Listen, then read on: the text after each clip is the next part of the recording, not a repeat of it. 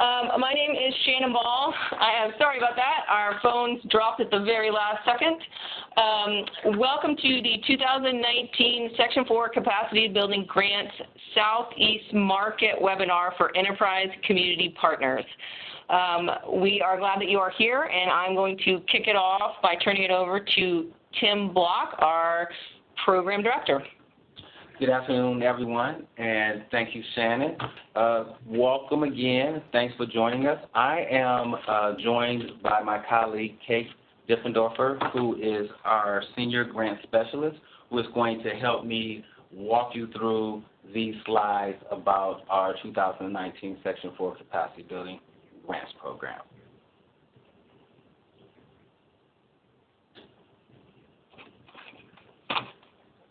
We're looking forward to your questions, but as of now, everyone is muted.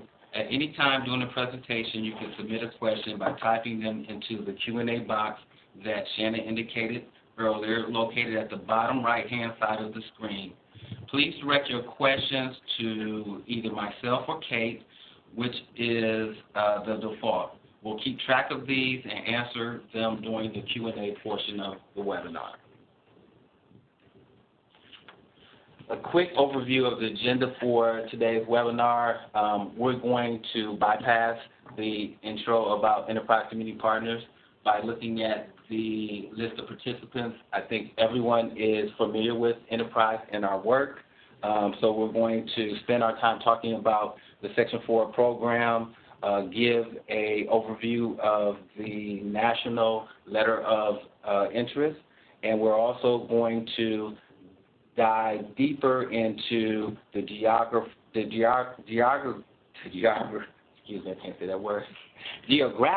priority for the Southeast market.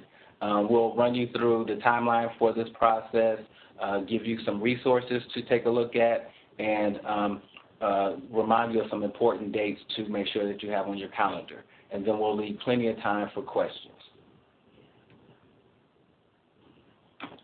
The content included in this webinar is intended only to summarize,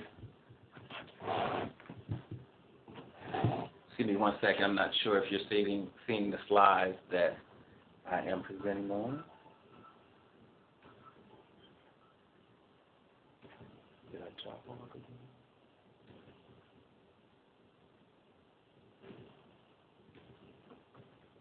Excuse me for the technical difficulties.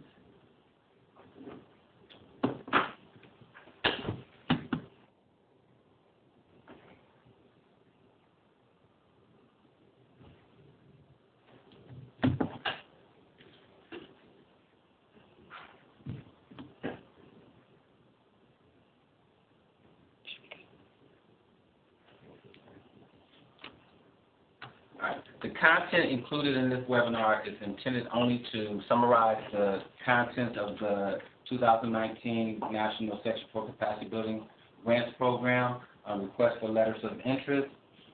Any content within this presentation that appears discrepant from the language in the LOI is superseded by the language in the LOI. All applicants are strongly encouraged to carefully read the LOI guidelines and adhere to them. So basically what we're saying is the LOI supersedes anything that we say in this webinar, if there's a discussion. We're now turning the program over to our grant specialist, Kate Diffendorfer.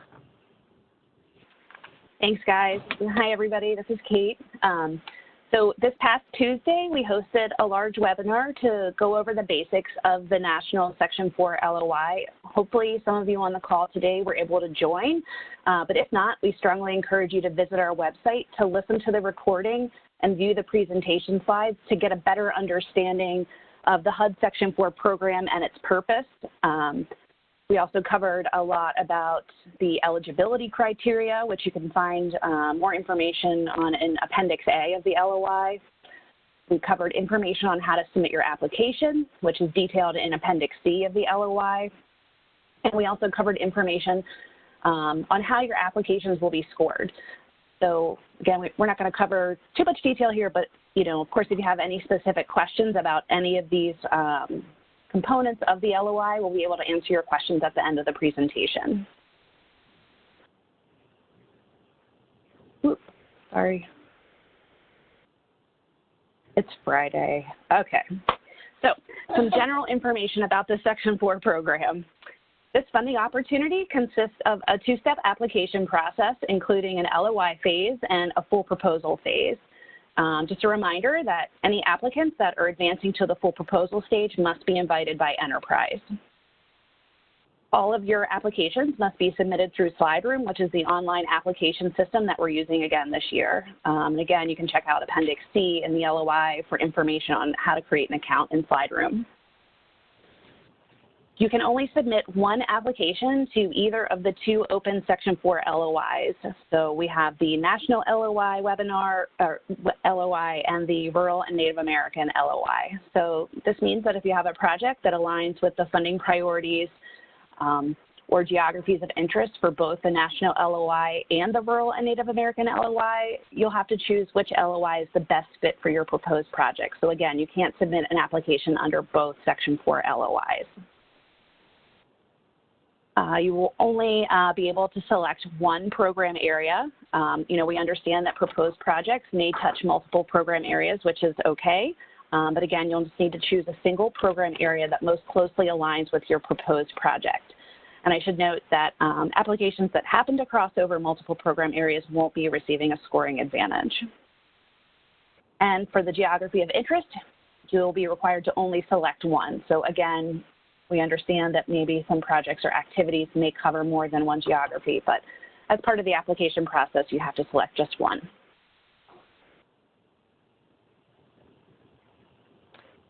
If your organization has any active awards or pending applications with the other two Section 4 intermediaries, which are LISC and Habitat for Humanity, you can still apply to our LOI, but you shouldn't request funding for the same cost. And this is just to ensure that we're not duplicating or covering the same costs.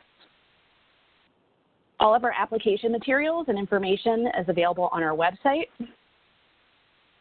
And we're anticipating that awards from this funding opportunity will range from $25,000 to $100,000, with the average award being $40,000.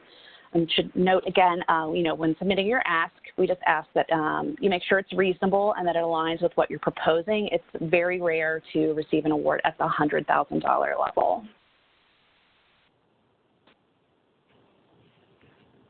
In this year's LOI, we have listed 5 program areas that we feel align with Enterprise's overarching programs. We've got housing stability, organizational capacity building, equitable climate resilience, economic mobility, and health and housing. And so applicants can apply for funding support under any of these program areas, but we just ask that whichever program area you choose, that it most closely aligns with your proposed activities or programs. Now, while we have these 5 program areas, the Southeast is going to be talking to you about the program areas out of these 5 that they're prioritizing. And so with that, I'll turn it back over to Tim. Thanks, Kate. So out of the 5 program areas, the Southeast market has decided to prioritize 4 of them, and those are housing stability, organizational capacity building, equitable climate resilience, economic mobility. Again, applicants may apply for funding support under any program area. However, we have prioritized those 4 that I listed. Selection should closely align, as Kay said, with program activities and programs, etc.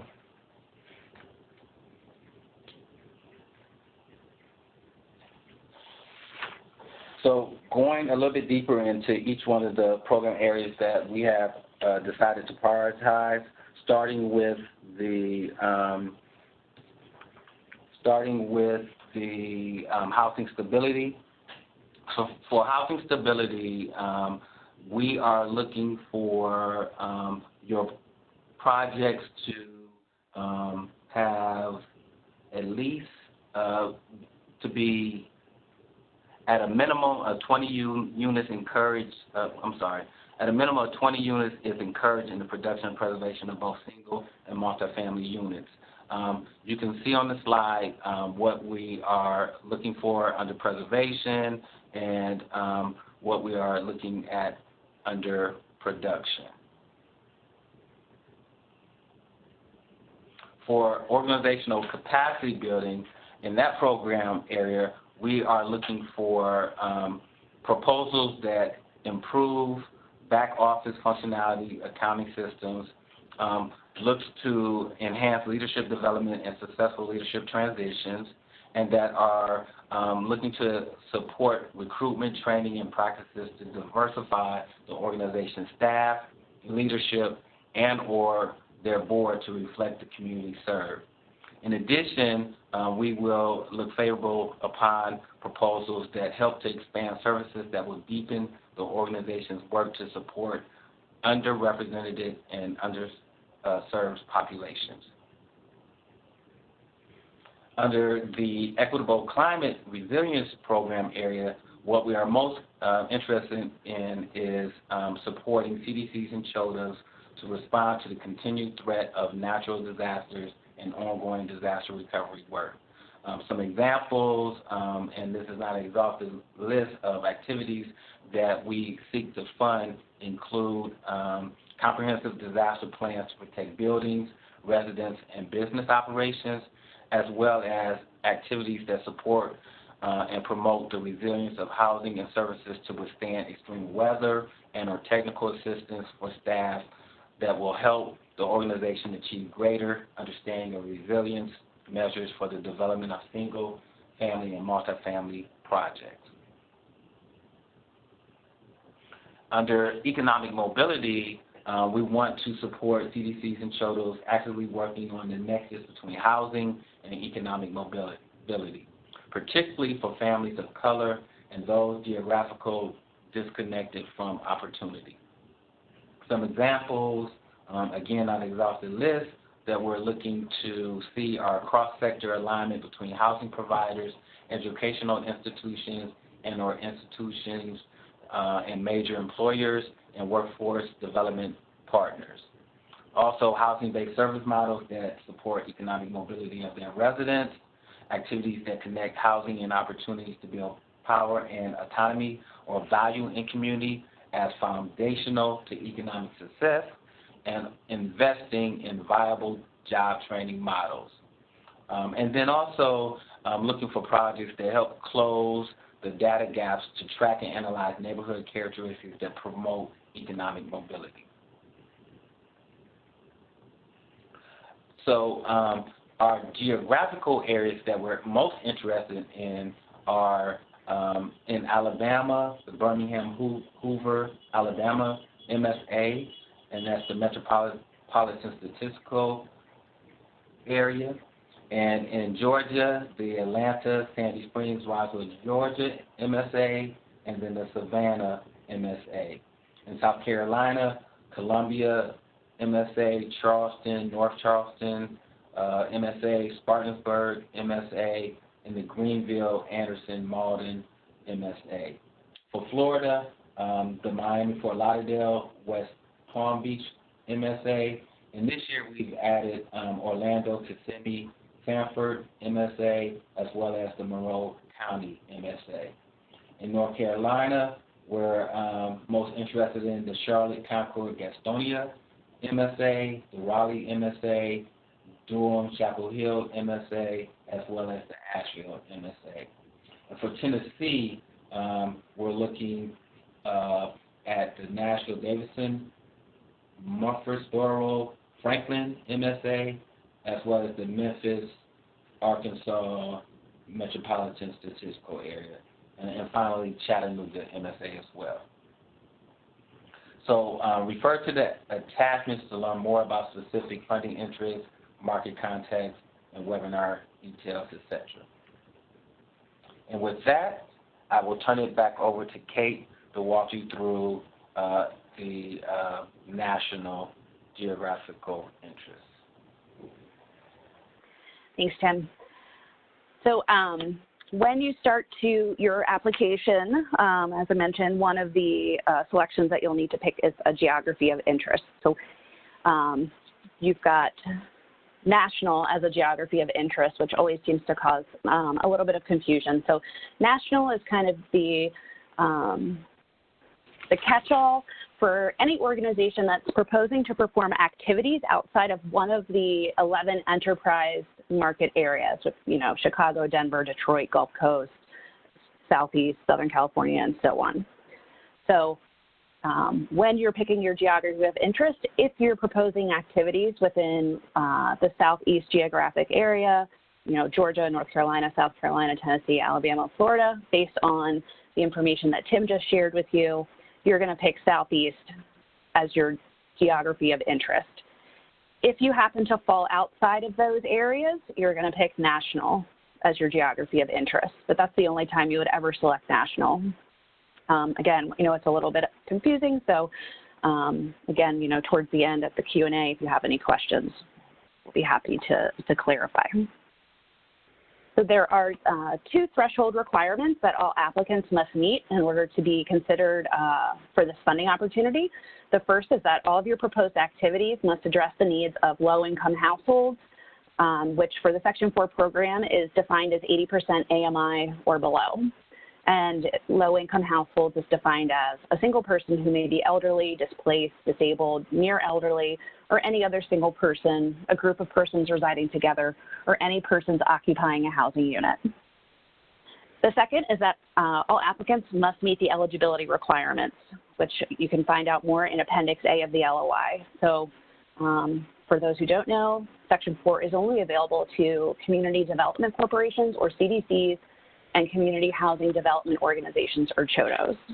We've got a pretty great tutorial on our website that goes into more detail about the eligibility requirements, and then again, you can look in Appendix A if you want additional info.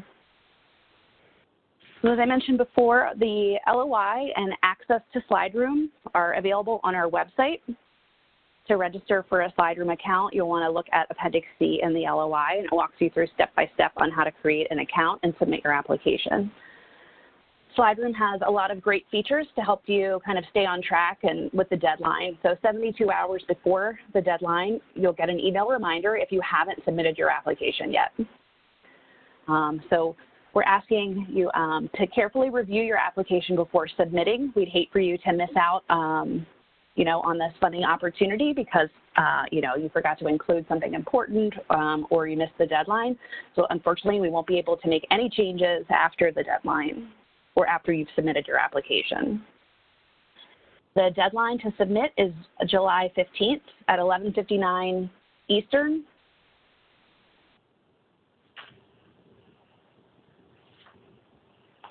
So some important dates. Again, you'll want to make sure that you get your LOI submitted before July 15th at 11:59 p.m. Eastern. If you're invited to submit a full proposal, you'll get an email on August 8th, and then you'll have until September 9th to submit your full proposal. We have a lot of resources available. We are going to be posting a frequently asked questions sheet on our website. We're going to be updating that weekly. Again, we have a lot of resources about eligibility requirements. We have tutorials. We have the HUD CDC criteria, information about the CHODO status. We have our Enterprise Grants Guide, which pretty much provides, everything from the LOI opportunity all the way through the closeout of a grant, should you get one. If you have any projects that you'd like to use the Green Communities criteria on, that's available. We have a host of other Section 4 related tutorials as well. And then if your organization is interested in advancing racial equity within your organization, we've got a great webinar, a worksheet, and a toolkit that you may find helpful. So just a few reminders. Again, you can only submit one proposal under the Section 4 LOIs that are open, which is the National LOI and the Rural and Native American LOI. You can only select, unfortunately, one program area. And Enterprise will only be able to consider applications that have met both of those threshold requirements we just talked about, applications that were submitted through SlideRoom and that were submitted by the deadline, which again is July 15th at 11:59 p.m. Eastern. Again, unfortunately, we won't be able to make any changes to applications if you've happened to forget something. So again, please make sure you carefully review your applications before submitting. if you happen to miss the deadline or, you know, if you decide to submit something via hard copy, we won't be able to accept it. And SlideRoom is the only way that we're accepting applications. If you have any questions about the Southeast program areas, you can reach out to Tim. His contact information is listed on their supplement. If you have any general questions about the LOI, you can email us at rfp@enterprisecommunity.org. And if you happen to run into any technical issues with SlideRoom, they have a great support system. So you can email them here at support@slideroom.com, and they're available Monday through Saturday, 9 a.m. to 9 p.m. Central. And again, we'll be posting an updated FAQ list on our website weekly. And so with that, we're ready for questions. Feel free to enter any questions that you might have in the Q&A box on the bottom right of your screen, and we can share those on the webinar.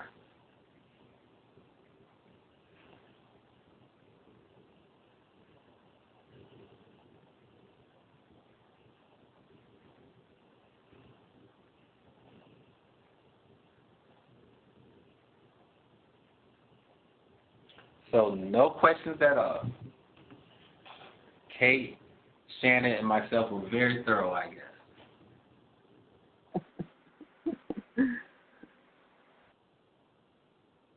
I see one in the chat box.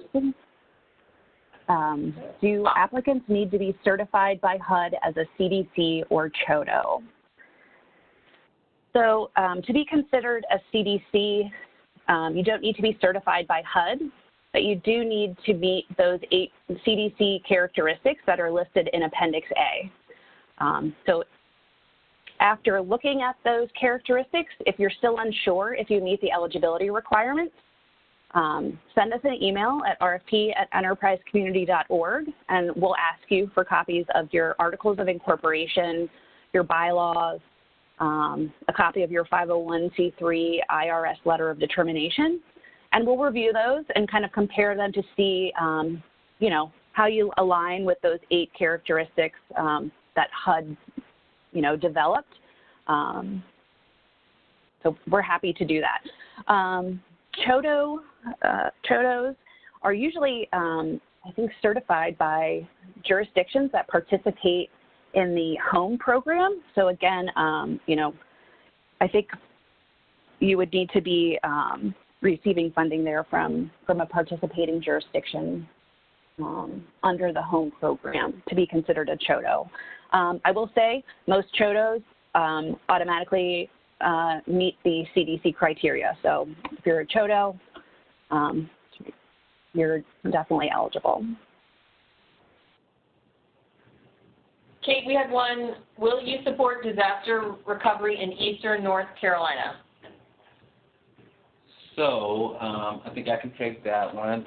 So again, what we're looking for as far as geography in North Carolina is the Charlotte, Concord, Garfield, North Carolina MSA, Raleigh, Durham, Chapel Hill, and Asheville. So I'm not exactly sure where you're referring to as far as in Eastern North Carolina, but if you can send a specific city that you're referring to and email it to rsp@enterprisecommunity.org, we can look into it and send you an answer. Kate, we had, if a new nonprofit with a pending 501c3 can apply.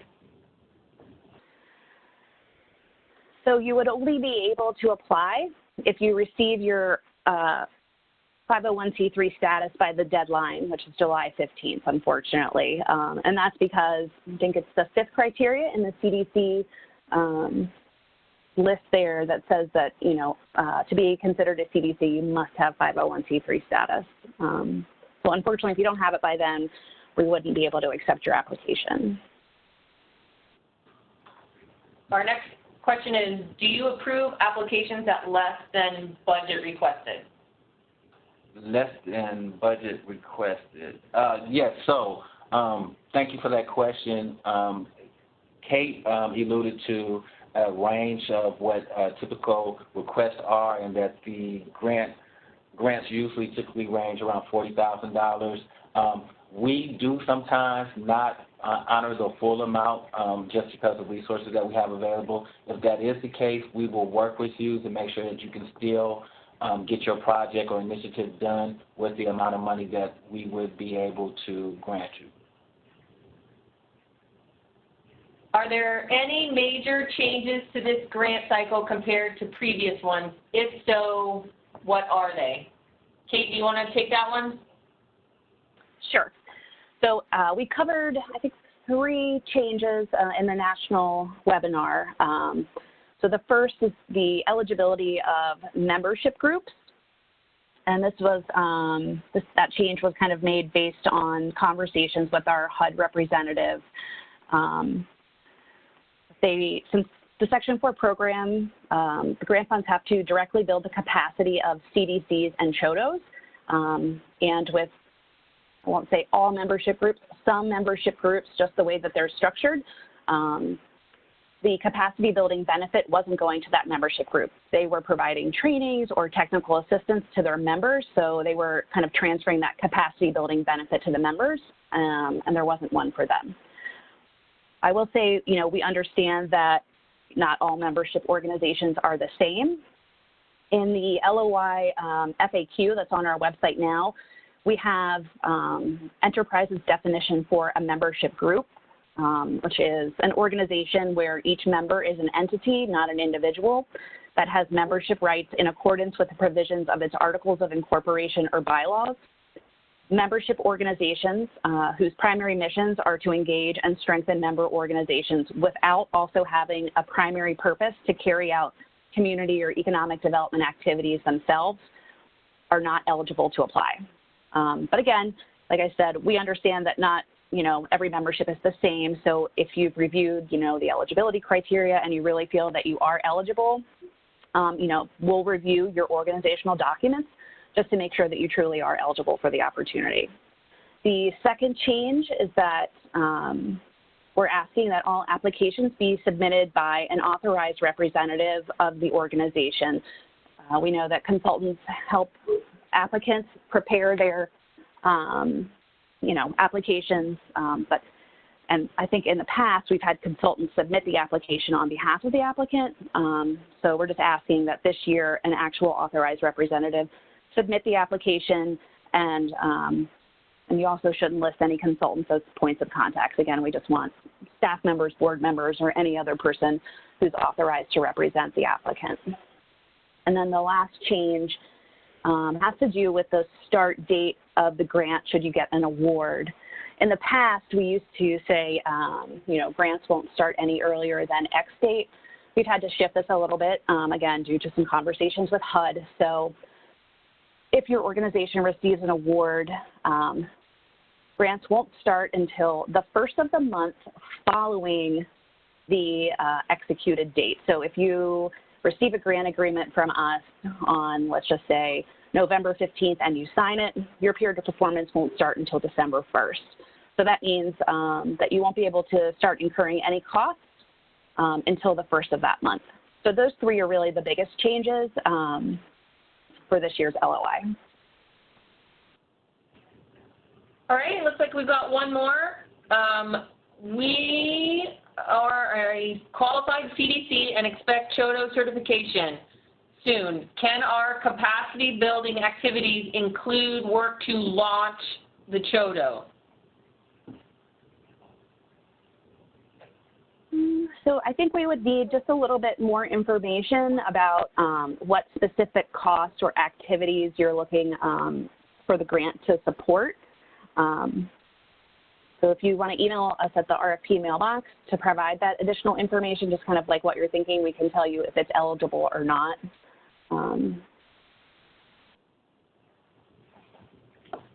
All right. Looks like that is the last question that we had. So we would like to thank you for your time. And Kate, appreciate you helping us to present this webinar. And again, be mindful of the date. The LOI is due July 15th. So if you have any questions in the meantime, please feel free. If there are Southeast specific questions, you can reach directly out to me. And if there are general questions, you can send them to rfp@enterprisecommunity.org. Thanks a lot, and have a great weekend.